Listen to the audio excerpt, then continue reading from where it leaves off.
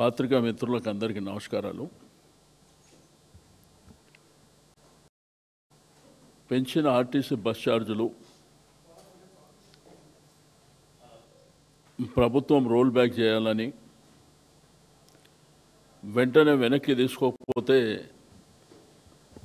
దీని మీద పెద్ద ఎత్తున ఆందోళనలు చేపట్టడం జరుగుతుంది. అంటే వినూత్నమైనటువంటి కార్యక్రమాలు, ప్రయాణికులు, ప్రజలు వాళ్ళందరినీ చైతన్యవంతం చేసి ప్రభుత్వం మీద ఒత్తిడి తేవాలనేటువంటిది పార్టీ నిర్ణయం. ఒకవైపున ఫ్రీ బస్ అని మహిళలకు, రెండో వైపున వాళ్ళ కుటుంబ సభ్యుల మీదే డబుల్ టోపీ వేసేటువంటి కార్యక్రమం. అంటే ఆ మహిళలకు కావాల్సినటువంటి తండ్రి కావచ్చు, భర్త కావచ్చు, అన్న కావచ్చు, తమ్ముడు కావచ్చు, కొడుకు కావచ్చు, మనవడు కావచ్చు, వీళ్ళందరి మీద భారం పెట్టేటువంటి కార్యక్రమాన్ని ఏకంగా 10 రూపాయలు పెంచినటువంటిది చరిత్రలో ఎప్పుడు లేదు. దీన్ని వెంటనే రోల్ బ్యాక్. ఏదైతే విద్యార్థులు ఉన్నారో వాళ్ళకు బస్ పాసులు ఉన్నాయి, దాని మీద కూడా మరి రేట్లు పెంచినటువంటి కార్యక్రమం. ఒకటి, హైదరాబాద్ సిటీ, తెలంగాణ స్టేట్లో ఈ ప్రభుత్వం వచ్చిన తర్వాత ఉపాధి కోల్పోయిన వాళ్ళ సంఖ్యనే ఎక్కువ ఉంది. చాలామంది సెల్ఫ్ ఎంప్లాయ్మెంట్ కోల్పోయినటువంటి పరిస్థితులు, హైదరాబాద్ సిటీలో బతకాలనేటువంటి ఉద్దేశంతో వచ్చినటువంటి పేద మధ్యతరగతి కుటుంబాలకు పబ్లిక్ ట్రాన్స్పోర్ట్ అనేది మరి ప్రధానమైనటువంటి అంశం. ఎందుకంటే వాళ్ళు ఆటోలో పోలేరు, కార్లో వెళ్ళలేరు, వాళ్ళకున్న మార్గం వల్ల ఆర్టీసీ. అయితే పబ్లిక్ ట్రాన్స్పోర్ట్ అనేది మన భారతదేశమే కాదు, ప్రపంచవ్యాప్తంగా కూడా కొన్ని దేశాలలో బస్సు ఫ్రీగానే ఉంటుంది సిటీస్లో. బట్ మన దగ్గర ఒకవైపున ఫ్రీ బస్ అని మహిళలకు బూచి చూపించి వాళ్ళ కుటుంబ సభ్యుల మీదనే మరి భారం వేయడం. అంటే ఒక మనిషి మీద 500 రూపాయల వరకు పడుతుంది దాని ఎఫెక్ట్.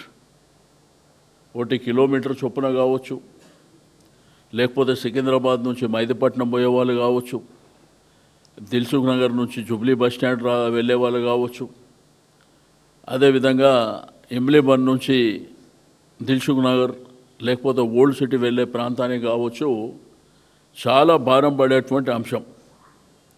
రెండో వైపున ఆదాయం పెంచుకోవాలనేటువంటి మార్గాలు. అంటే పేదవాడు, మధ్యతరగతి కుటుంబాలు ఈరోజు తెలంగాణ రాష్ట్రంలో కాంగ్రెస్ ప్రభుత్వం వచ్చిన తర్వాత రియల్ ఎస్టేట్ అంతా డమాల్ అయింది, మనకు తెలుసు. మనీ సర్క్యులేషన్లో లేదు. రెండోది, పండుగలకు కూడా డబ్బు ఖర్చు పెట్టే పరిస్థితిలో ప్రజలు ఇబ్బంది పడుతుంటారు.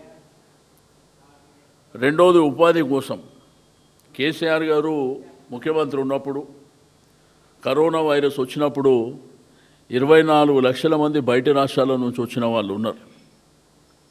ఉన్న ఉపాధి పోయింది. రెండోది, వీరు మేనిఫెస్టో, కాంగ్రెస్ ప్రభుత్వం వారు మేనిఫెస్టోలో చెప్పింది, వాళ్ళు ఒక కమిటీ కూడా వేసారు చిన్నారెడ్డి గారి ఆధ్వర్యంలో, సస్పెండ్ అయిన వాళ్ళని రీకాల్ చేస్తామని.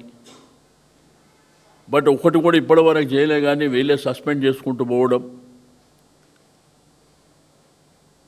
అయితే దీంట్లో రెగ్యులర్గా ఎవరైతే ఆర్టీసీ ఉద్యోగులు ఉన్నారో వాళ్ళని తీసేసి చాలా వరకు మనం తీసుకుంటే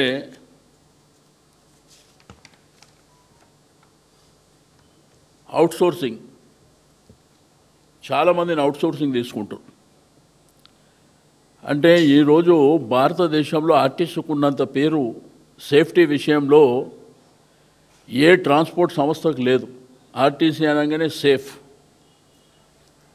ఎందుకంటే ఇందులో పనిచేసేటువంటి డ్రైవర్లు కావచ్చు, కండక్టర్స్ కావచ్చు, దాంట్లో పనిచేసేటువంటి స్టాఫ్ కావచ్చు, మంచి పేరు ఉంది.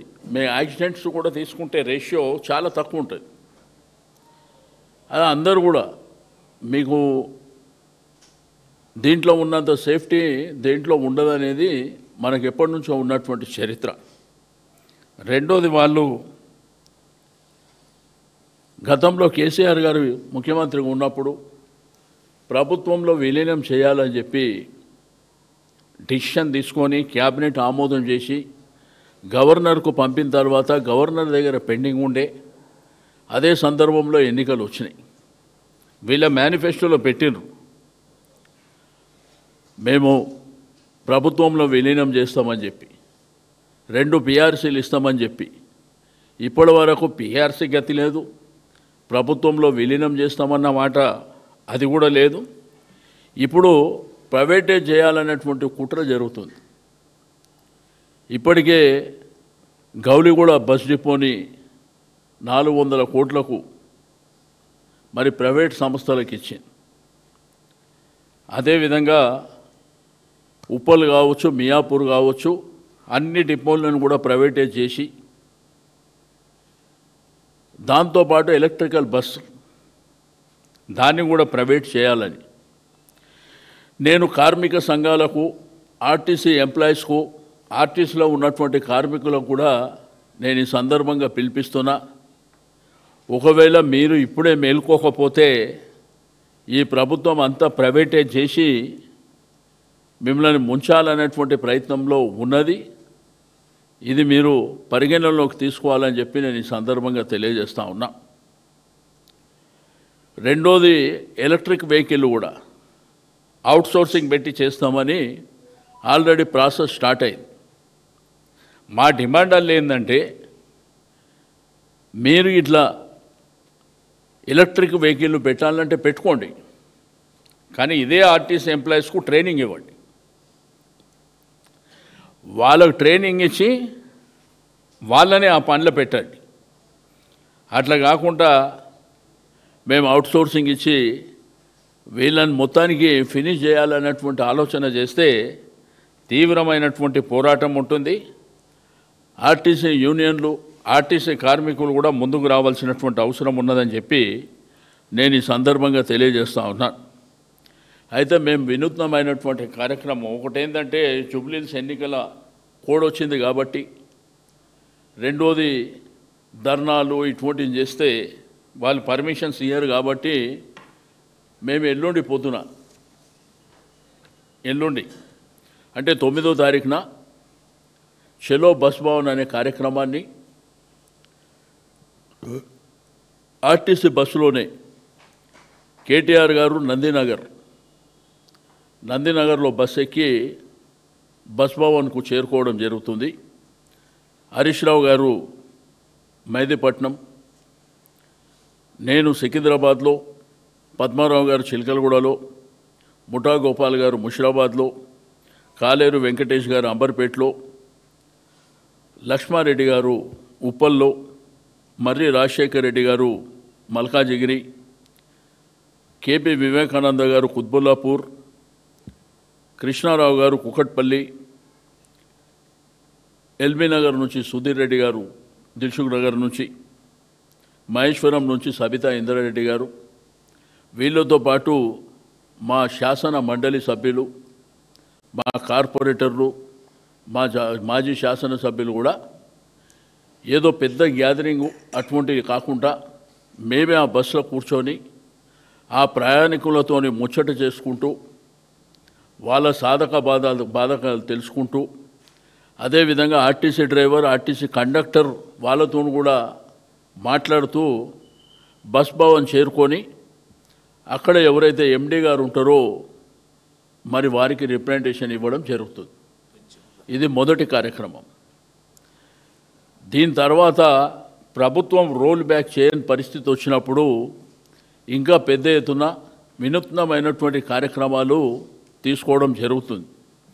వీళ్ళు టోటల్గా ఏంటంటే ఆర్టీసీని సర్వనాశనం చేయాలనేటువంటి ఒక కుట్ర జరుగుతుంది. డిపోలన్నీ ప్రైవేట్ వాళ్ళకి ఇవ్వాలని, ఎలక్ట్రిక్ వాహనాలు ప్రైవేట్ వాళ్ళకి ఇచ్చి అవుట్సోర్సింగ్ పెట్టాలని, ఉన్న మరి వేలాది మంది కార్మికులని రోడ్ల పాలు చేయాలనేటువంటి కుట్ర ఏదైతే జరుగుతుందో దాన్ని తీవ్రంగా మేము వ్యతిరేకిస్తున్నాం. మీకు ఎలక్ట్రిక్ వాహనాలు పెట్టాలనుకుంటే పెట్టండి. వేరే రాష్ట్రాలు గవర్నమెంట్ కార్పొరేషన్ ద్వారానే నడిపిస్తున్నాయి. మీరు అదే పద్ధతిలో పెట్టండి, వీళ్ళకే ట్రైనింగ్ ఇవ్వండి. ఇప్పుడు ఆర్టీసీలో ఉన్నటువంటి ఎంప్లాయీస్కే ట్రైనింగ్ ఇచ్చి వాళ్ళే బస్ నడిపించేటట్టు, వాళ్ళే కండక్టర్గా ఉండేటట్టు, ఆ బస్ డిపోలు కూడా వాళ్ళ కంట్రోల్లో ఉండేటట్టే మరి చేయాలని మా ప్రధానమైనటువంటి డిమాండ్. లేకపోతే ఆర్టీసీ కార్మికులను కూడా కలుపుకొని పెద్ద ఎత్తున ఉద్యమాన్ని చేస్తూ మేము దీన్ని కాపాడుకుంటామని చెప్పి నేను ఈ సందర్భంగా తెలియజేస్తూ ఉన్నాను.